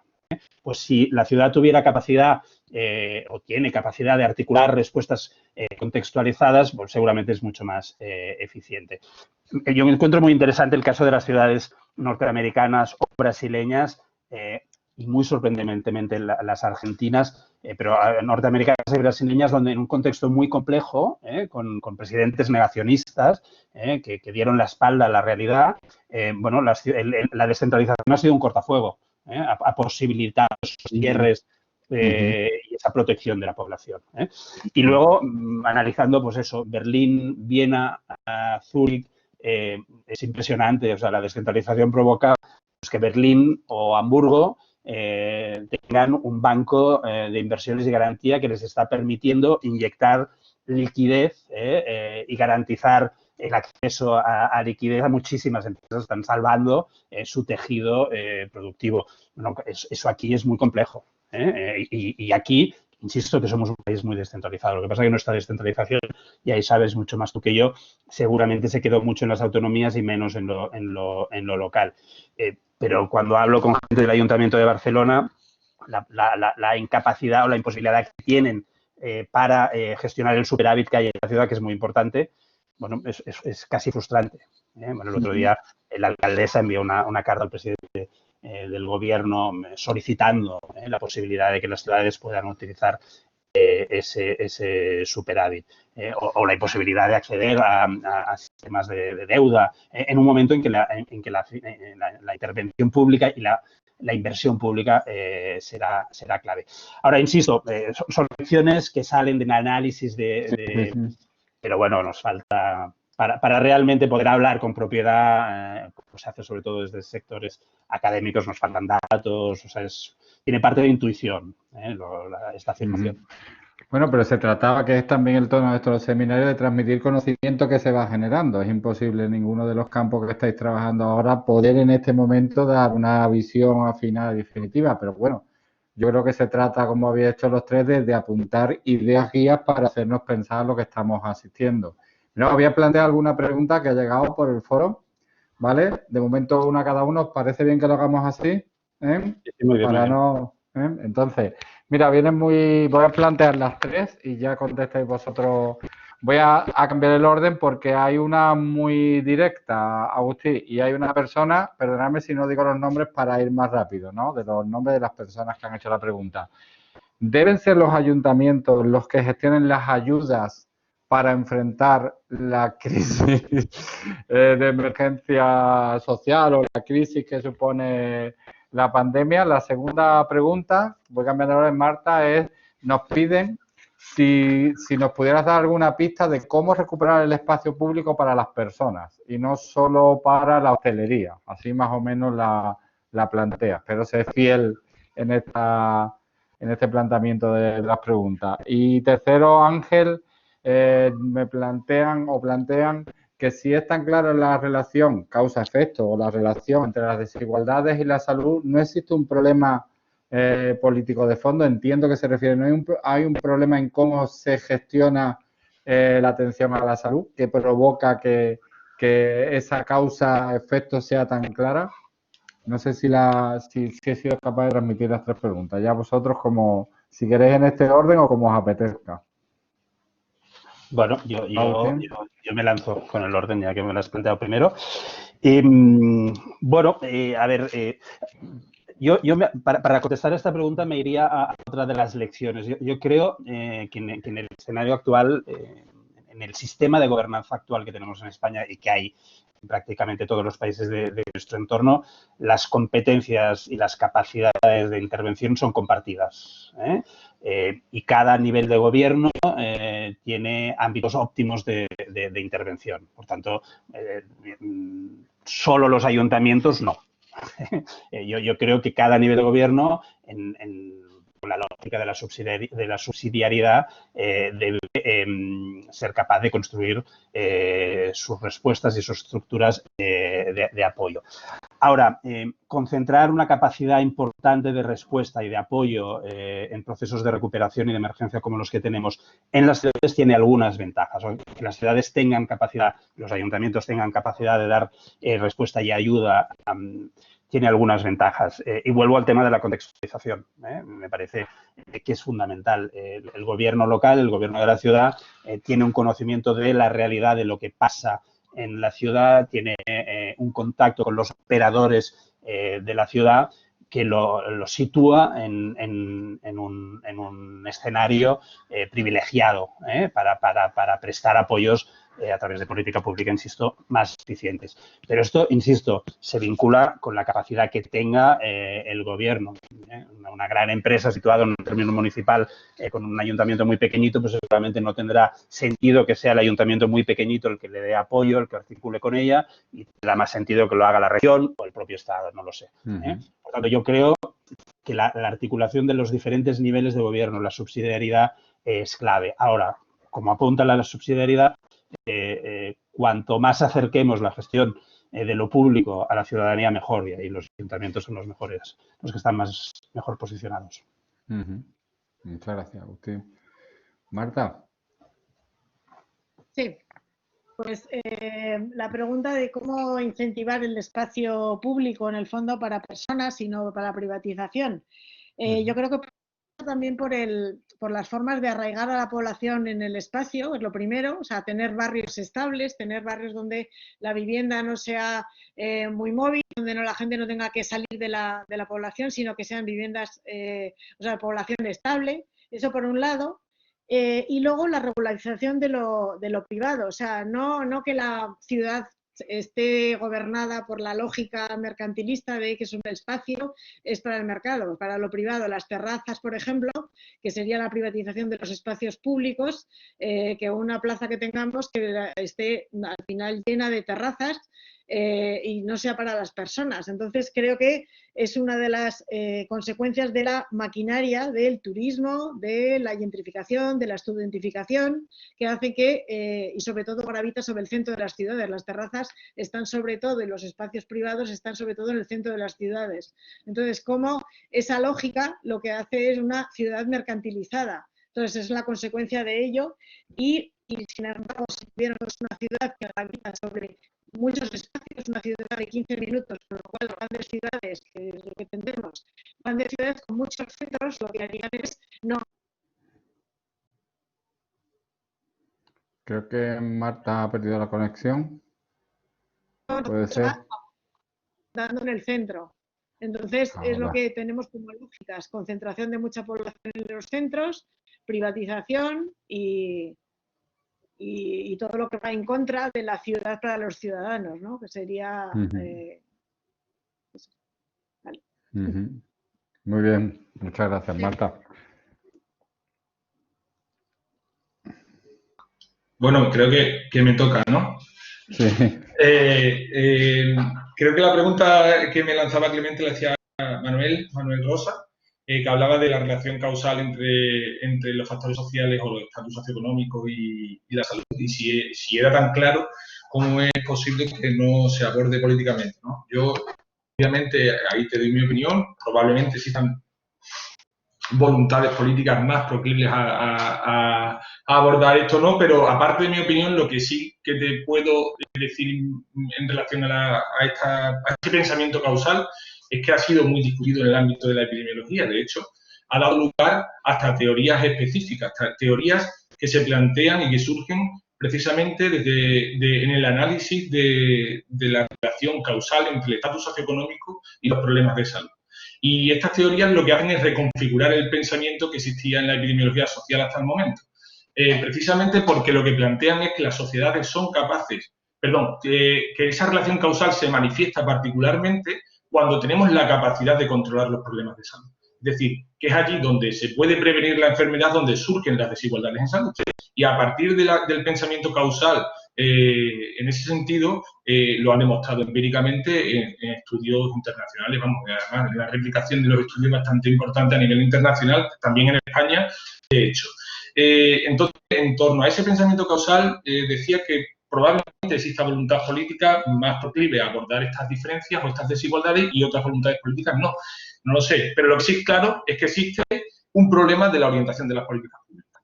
Es decir, no ya sobre la voluntad política en general, sino las políticas públicas fundamentadas en los metamecanismos que harían persistir esas diferencias por estatus socioeconómico. Y básicamente esta respuesta la dejo en el aire porque obviamente no voy a poner a hacer una disertación ahora sobre los metamecanismos en relación a las desigualdades en salud, pero quiero ligarla con una reflexión que ha hecho Covadonga, creo, por el foro en relación a los factores de riesgo y decirle que estoy de acuerdo con ella, que obviamente lo que planteaba en la presentación, que a lo mejor no he sido capaz de explicarlo adecuadamente, era que precisamente lo que no podríamos convertir era el análisis contextual en un nuevo episodio del análisis de los factores de riesgo, sino que tendríamos que ir realmente a plantearnos una elaboración de cuáles son los procesos contextuales que acaban influyendo en la salud. Esa elaboración requiere, por supuesto, fundamentarse en el marco de determinantes sociales de la salud, que como bien decía ella, Andalucía es verdad que tiene experiencia en este campo. Y básicamente el hecho de si somos capaces de salir de la idea de los factores de riesgo, también seremos capaces de ver precisamente o de determinar cuáles son los metamecanismos que hacen que se reproduzcan las desigualdades sociales en salud y abordar las políticas públicas necesarias con el objetivo de mitigar o evitar esas desigualdades. ¿Vale? No sé si me he expresado más o menos. Sí, sí. Bueno, hay otra pregunta para Agustín, que es cómo rescatar el derecho a la industria, a la producción local desde la comunidad. Creo que en relación a su sugerencia sobre la necesidad de pensar otra vez en la industria en la ciudad, ¿no? Esa imagen clásica. Sí. Bueno, la he visto en el chat y me temía que la pondrías. Es una pregunta compleja. ¿Cómo?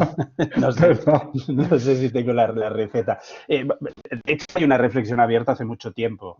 Yo cuando estaba en la Diputación, en el Centro de Estudios Territoriales, impulsamos un seminario muy interesante sobre el retorno de la industria a la ciudad, con la Menéndez y Pelayo. Un seminario que fue apasionante y la verdad, bueno, con planteamientos muy sugerentes. De hecho, bueno, yo creo que se han hecho esfuerzos. Barcelona ha hecho un esfuerzo relevante con todo lo que es el 22 arroba, para recuperar un cierto retorno de un tipo de industria que es una industria limpia, muy vinculada a la tecnología, etcétera. Bueno, la pandemia yo creo que ha habido determinadas disyuntivas en este ámbito. Pues el sector de la automoción se quedó muy parado o se quedó absolutamente paralizado, y no solo de la automoción, muchos más, cuando China cierra, ¿no? Porque una parte importantísima de los componentes que utiliza pues se fabrican en China, se fabrican en la India, etcétera. Bueno, con el contexto de crisis que nos vienen, yo creo que es una de las lógicas que debería volver a situarse sobre la mesa, ¿no? El retorno de la industria, de la producción local, que tendría muchos beneficios desde múltiples perspectivas. Ahora, el cómo es muy complejo, porque hay toda una serie de dinámicas ya muy asentadas que va a ser muy difícil romper. Yo creo que la resistencia al cambio en este ámbito y en muchísimos más va a ser enorme, y romper con esa lógica de la producción globalizada, que es mucho más barata, porque cuando hablas con empresarios al final lo que te dicen, bueno, es que producir en China tiene costes mucho más bajos que hacerlo aquí, es clarísimo. Por tanto, yo orientaría a una reflexión estratégica desde las ciudades, a apuntar a determinados tipos de industria, y para mí me parece clave el hecho de orientar hacia sectores estratégicos vinculados al conocimiento. Me encanta, por ejemplo, ver, porque he estado viendo el Ayuntamiento de Sevilla, alguna estrategia como, por ejemplo, todo el tema del turismo inteligente, ¿no? Bueno, pues esta lógica de ir situando y reforzando pues el vínculo con la ciencia, con la cultura, con la tecnología, con todo esto que es más soft, que tiene vínculo industrial. Muy bien, muchas gracias. Pues bueno, hasta aquí las preguntas. Muchísimas gracias a los tres y doy paso a Tristán para ir cerrando ya. Hemos pasado un poco el tiempo, pero creo que bueno, así hemos dado tiempo a que los ponentes se expresen y pueda haber preguntas. Pues de verdad, muchísimas gracias. Comentaba al inicio, antes de empezar este webinar con Clemente, que me resultaba muy interesante. Sin duda ha colmado las expectativas que teníamos creadas sobre el mismo. Muchísimas gracias a Ángel, a Marta y a Agustí por sus ponencias. Creo que nos han ayudado mucho a aclarar ciertos conceptos, sobre todo, y a poner el punto de mira en cuestiones también muy importantes que quizás con esta vorágine, con esta crisis tanto social, económica y sobre todo sanitaria que se nos ha presentado por delante, pues nos ha ayudado a vislumbrarlas con mucha más claridad y sin duda en la medida que hemos desarrollado un análisis a atajarlas y a poder afrontarlas con más garantías. Muchísimas gracias sobre todo a Clemente por organizar esta fantástica sesión. Sin duda tenemos que hacer muchas más colaboraciones en el ámbito de la colaboración entre la Fundación y la Cátedra Jean Monnet. Y bueno, y espero que todos podamos vernos presencialmente y saludarnos una vez que hayamos superado juntos esta situación tan difícil que nos ha tocado vivir como sociedad. Un saludo muy fuerte a todos y que tengan todos ustedes muy buenas tardes. Adiós.